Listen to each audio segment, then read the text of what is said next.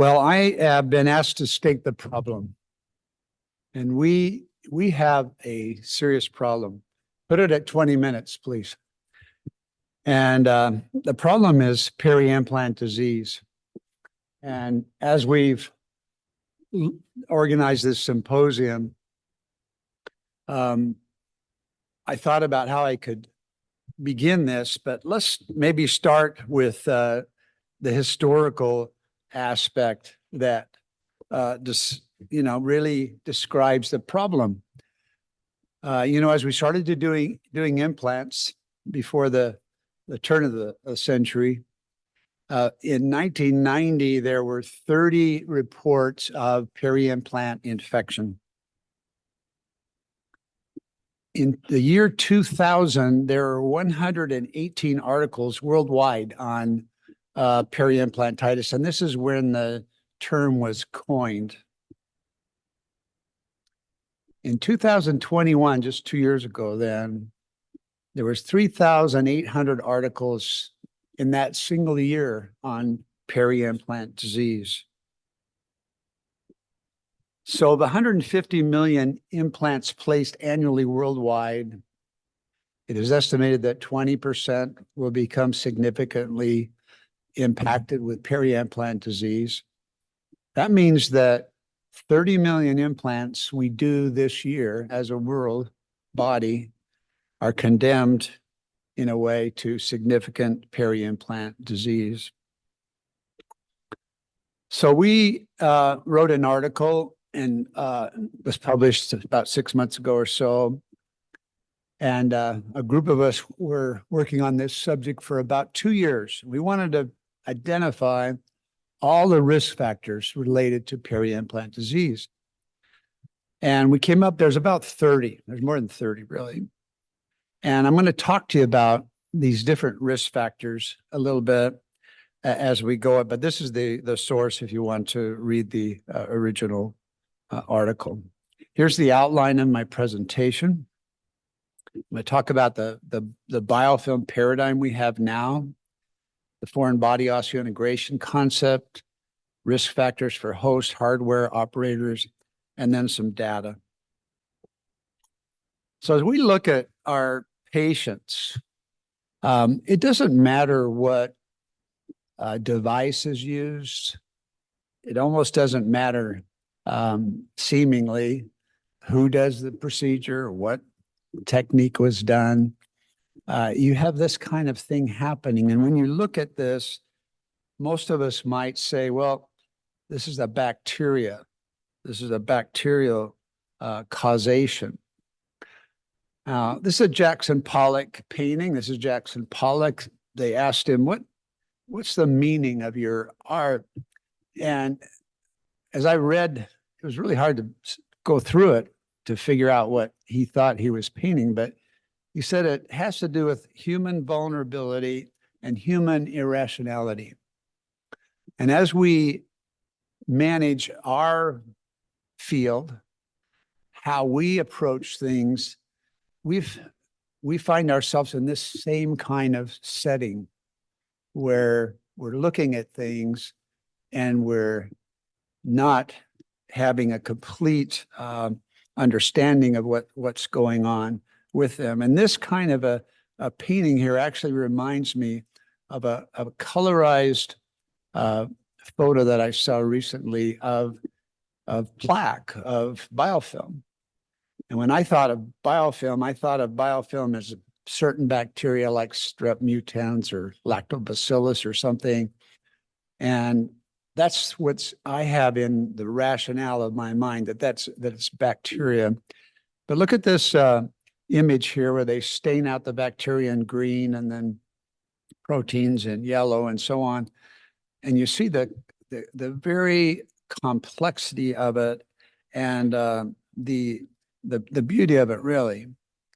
And here it is schematically showing that, well, sure, bacteria are a very important part of it, but they're not the complete story. There's a lot of constituents in it. And as I tried to develop a metaphor about what I thought it was, I put that image of the brick wall or the stone wall.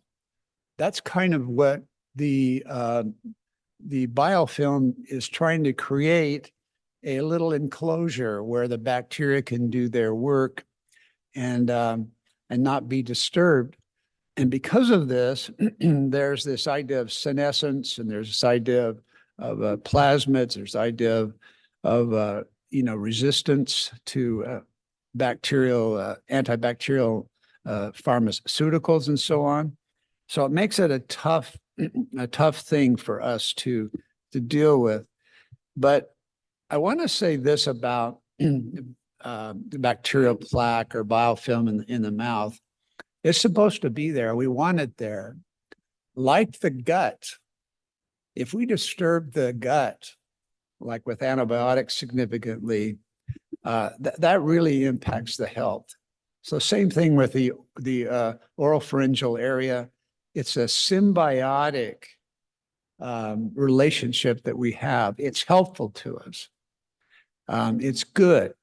Without it, things would be worse.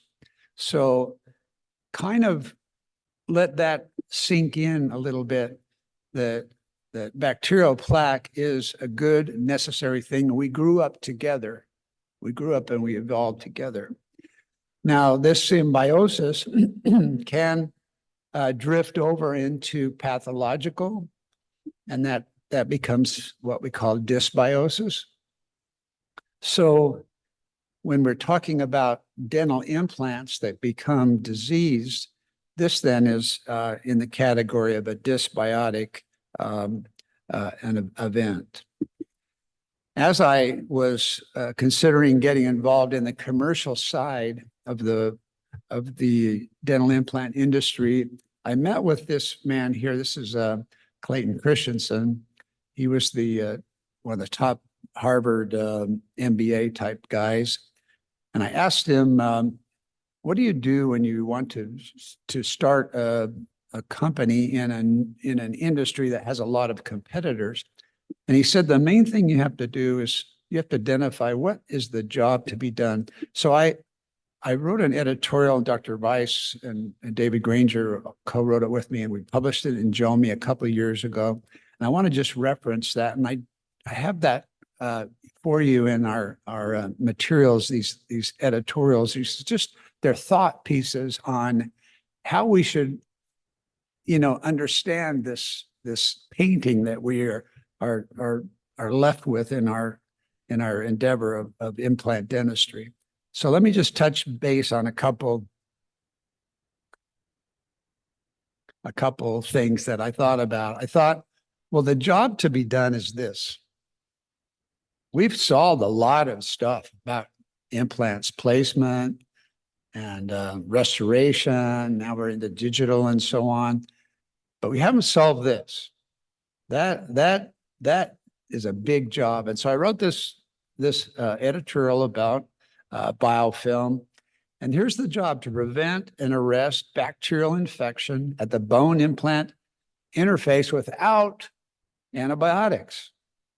We got to figure out how to do that. And just to kind of cut to the chase, in order to really finish this job, we have to change the implant. We have to change the surface. We're putting in things that are causing harm. So there has to be surface modification in order to make this happen. Dr. Rice will talk a little bit about new technology that have the potential for this, where actually the modification of a surface can arrest the development of a dysbiotic dental plaque. Now, the second thing in my outline is we need to change the way we think about osseointegration. So here we've looked at our painting of what we think osseointegration is. Well, it's something different than what we thought. And I lectured about this at the AO, and I found this flint arrow that was stuck in the spine of a human, and then the person continued to live and heal, and it looked as if this thing had been totally accepted by the body. totally osseointegrated, so to speak. This is from about 3,000 years ago. And so I use this as kind of an intro of this idea that like the arrow, like the flint arrow, the titanium, it's a foreign element and it's reacted to in the body. And so I have an editorial about this. And this is just a couple comments out of it in yellow here.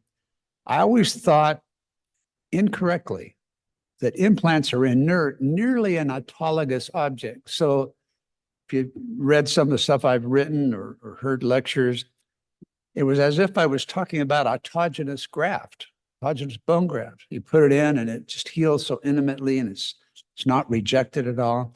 What was the paradigm we were under, and that's not right. This is a statement I said in there. Let this sink in. This really is a shocking thing to say and to think, that an osteoblast and osteoblast are immune system functionaries. That in the presence of a foreign element, the immune system decides whether or not bone is going to form or not form. That's a rather shocking thing to say. And in this new paradigm called osteoimmunomodulation, there are foreign body giant cells around the implants. And as I talked to Dr. Albertson about this, I said, Dr. Albertson, you never showed in all those years with your osseointegration pictures foreign body cells. And he says, yeah, it's true. We were wrong. We didn't think that way. But then we've started the last 5-6 years to look for them. We see them all over the place. This is just an example that he sent me and is published about. So this is a new way of thinking. Wow. And, it turns out that the macrophages, which are involved in the foreign body reaction, there's 2 kinds of them. And that leaves the implant in kind of a constant state of inflammation. If the foreign particle is small, like less than 5 microns, then it's phagocytosed. But if it's a large item, like an implant itself, the macrophage spreads out and associates itself with it because, next to it, because it can't engulf something so big. So what does this mean? How does this change our paradigm? Remember, I started with the idea of bacteria causing all that bone loss. Well, how does that impact us then? What does this mean? Is this just an academic idea? Well, this is Torsten Jempt, and he co-wrote that editorial with me. He was studying in Lancet, and he was reading about cardiovascular disease and other diseases that have an inflammatory component to them. And he noticed this. He said the predisposition to inflammation in dental implants, like in cardiovascular disease and other things, could be compromised by an immune-driven response. I said to him, I had a lot of conversations with him between the US and Sweden this last year. I said, Torsten, you have got to show me. I know you can't show a lot of data yet, but you got to show me at least one patient. So he says, okay, I'll send you a patient. So here's a patient, 43-year-old man with a 5-year follow-up that ends up having lost bone. And here he is, the first 4 years of his placement, single implant in the anterior. Very stable, no loss of bone. Then at age 43, he gets cancer, and it's pretty severe cancer. A lot of chemotherapy. He's deteriorating, and he comes in, and this is happening.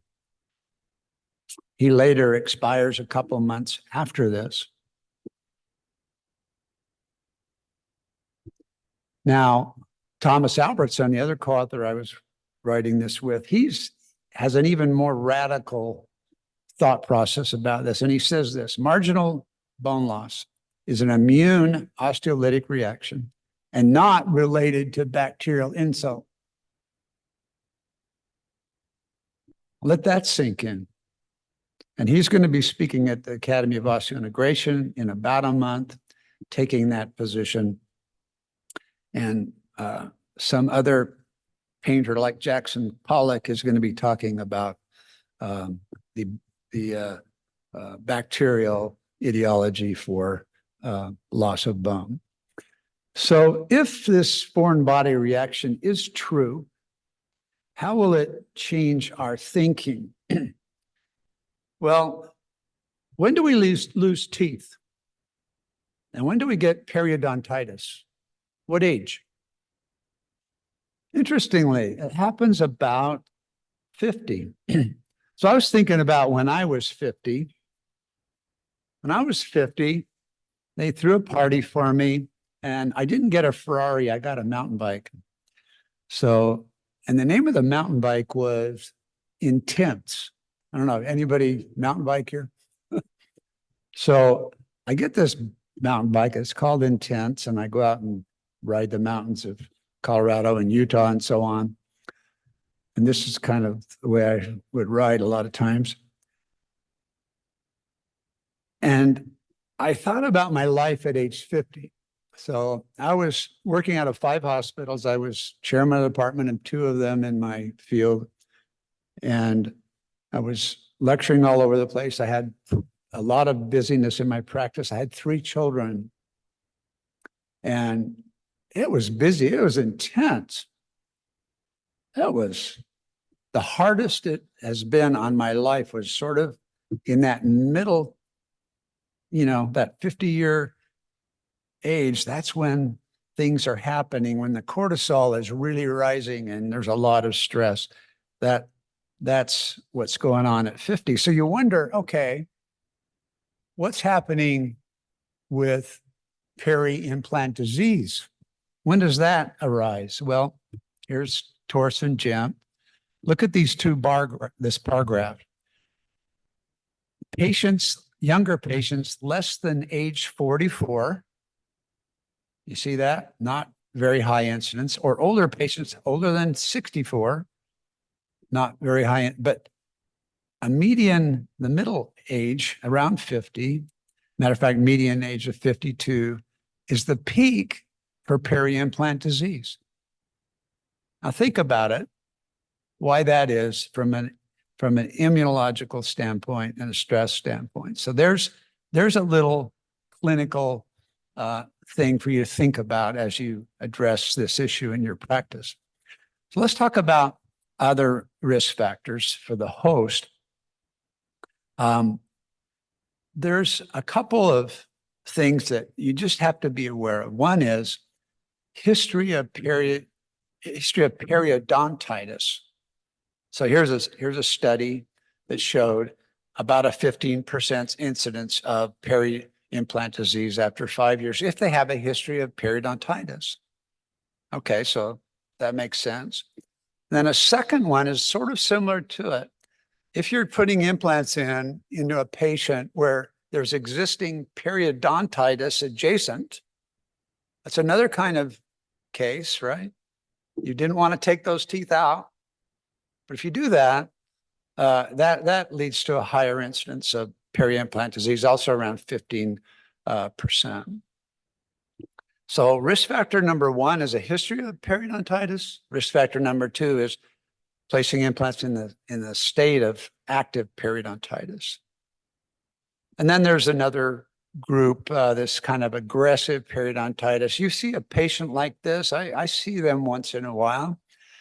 They come in and everything is gone. It's like a very aggressive periodontitis, and that's categorized as a separate phenomenon. That OR is 4 if that happens in your practice. So that's a risk factor. And I'm not going to take the time to talk about all the other host risk factors. Here's just a listing of some of them. But all of these can be significant, and they're all related to host activities. So as you look at your patient, think of them in terms of a composite of all of these risk factors. So here's a guy, let's just say his A1C is 10. He's drinking alcohol. He's smoking. He takes an antidepressant. He forgets his hygiene appointments and he's 50 years old. That's your, I mean, all of us have these patients. That's your average kind of peri-implant disease patient, the host factor risk that you need to kind of be aware of. Now, let's go on to the the operator error group. As we did our paper, this group, this area really kind of bothered me. And so when I talk about risk factors, this is what I mostly talk about. But I was asked not to talk about risk factors in this way because, it's just a long discussion and so I'm leaving it out. But look at all these different things you as a restorative person or as a surgical person can goof up. And let me just kind of take a couple in each group to give you a couple tips. So if you do an implant and you look at the x-ray 3 months later and you see 0.4 of a millimeter of bone loss at 3 months. By 18 months in one paper, there was greater than 2 millimeters of bone loss. So what does that tell you? It tells you that really, really small early bone loss at the 3 month level, you need to pay attention to that. So that's a risk factor. Another way of looking at it is, okay, let's look at it after a year. So if there's a 0.5 millimeter up to a millimeter of bone lost after a year, by 10 years, that exceeds 2 millimeters in 20% of the cases. So that's another thing, another red light that should go on. Now, what about the restorative mistakes we made? Well, sometimes you want to have a low profile abutment, but if it's really low, like 1.5 millimeters, you end up with more bone loss. So the optimal abutment height is 3 to 4 millimeters. So that's a mistake that you could avoid making. And then overdentures. We don't pay much attention to overdenture attachments and so on. About half of those overdenture patients end up with peri-implant disease. You know, when you're treatment planning your patients and you're saying, you can either do this or you can do that. Well, if you're pushing overdentures, think about this. About half of those implants become problematic statistically. And look at all the different operator errors that we make. We've seen them and we've done them. I've probably done every one of these mistakes, and you can just tell a lack of attention there. Hardware risks. Hardware risks are really important. Any of you that are informed now on precision can immediately see what's going on in this case. I was reading this book, Renbert and Giovanoli's book on peri-implant disease. I love the book, but they put this picture on the cover, and then in the text of the book, they say they couldn't figure out what caused this bone loss. And they even speculated maybe it was traumatic occlusion. Really? The gap, the human eye can see a gap of 100 microns. So if you look at an x-ray and you see an implant and then the abutment and a space, if you see any kind of a dark line there, the gap, you're talking about a huge number, 100 microns. So why is the gap so important? Well, as you look at all of these things, look at the last one, the size of the bacteria. look at what these bacteria are. They're only a couple microns. So that means that if that gap is higher than a couple of microns, then you're going to have bacteria going in and out of the site. And let's just look at some of the data, which is kind of confusing. If you get peri-implant disease, it can be associated to a tooth, an endo problem, or an adjacent implant.